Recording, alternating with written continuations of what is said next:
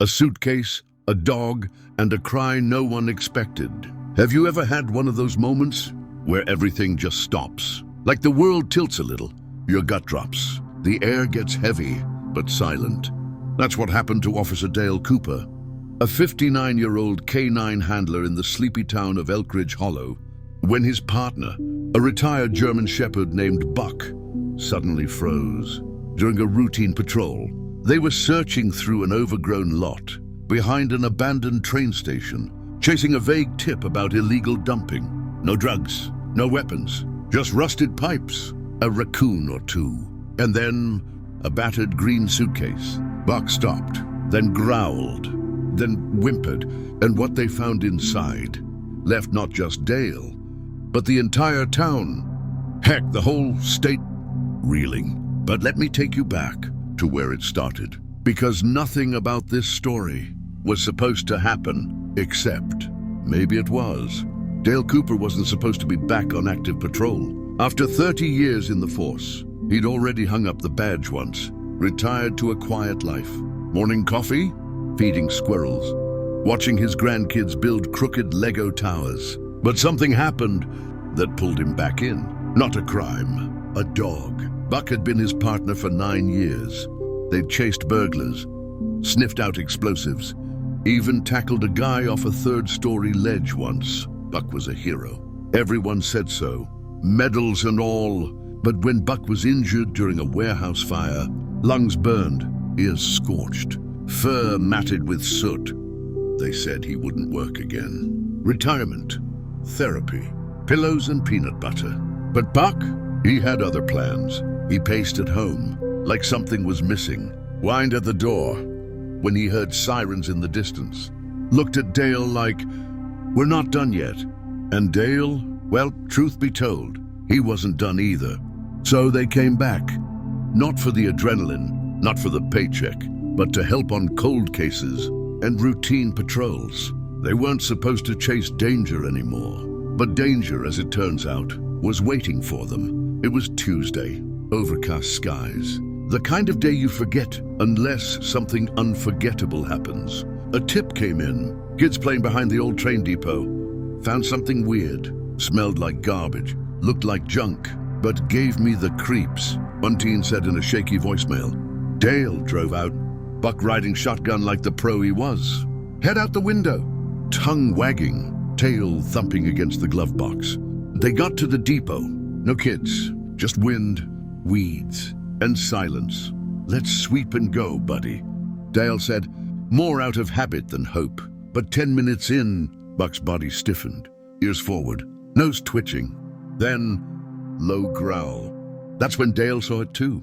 A moss-covered suitcase stuck under a collapsed fence, zippered shut, but moving slightly.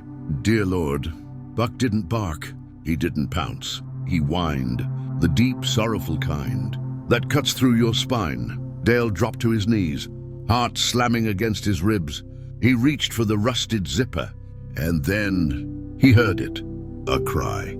Soft, muffled. A baby. The latch jammed. The zipper broke. Dale yanked the suitcase open, like it was on fire.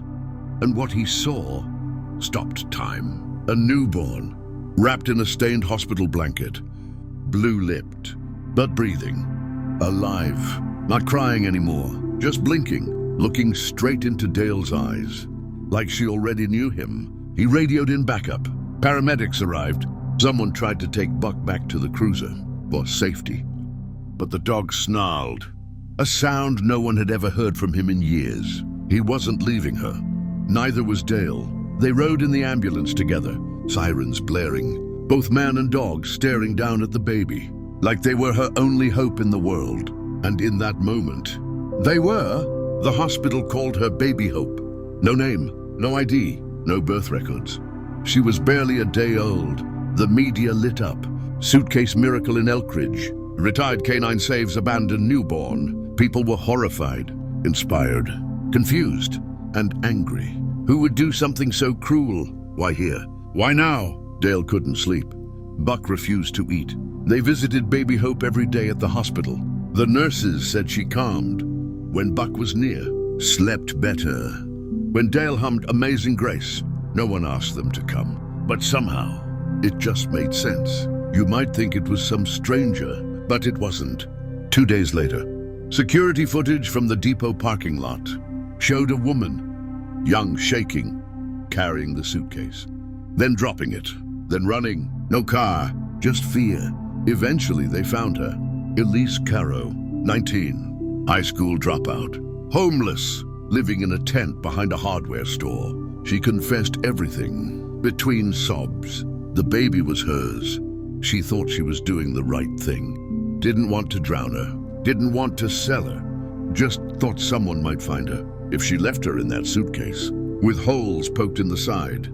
She said she prayed, then ran. Some folks wanted her jailed, others wanted her helped, but most just cried, because life isn't always black and white.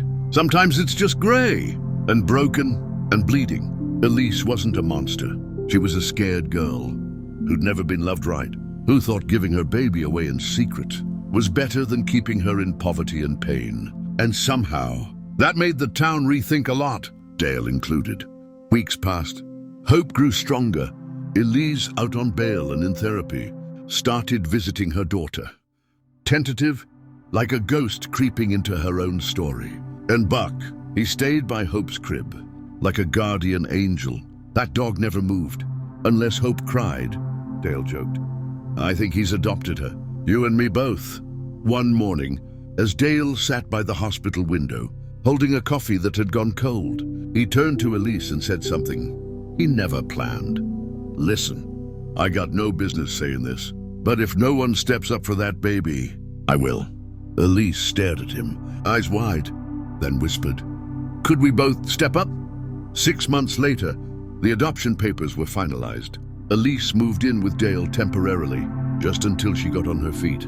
But that temporary slowly turned into shared dinners, school plans, bedtime stories, and late-night laughs, with Buck's tail thumping in the background.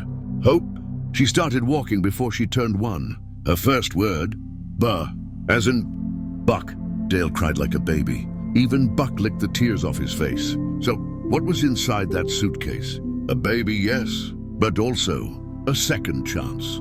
A beginning no one saw coming. A life saved, not just by a retired canine, but by the invisible threads of grace, loyalty, and one man who couldn't let go of duty. You know, life's strange. Sometimes what looks like the end of the road is just a dog's nose, leading you straight to a miracle. If this story moved you, even just a little, if you believe in second chances, in loyal dogs and broken people healing each other, then go ahead, tap that subscribe button, because we've got more stories like this one. Real ones, the kind that stick with you long after the screen goes dark. Now tell me, what would you have done if you found that suitcase? Drop a comment, share your heart, and hug your dog a little tighter tonight.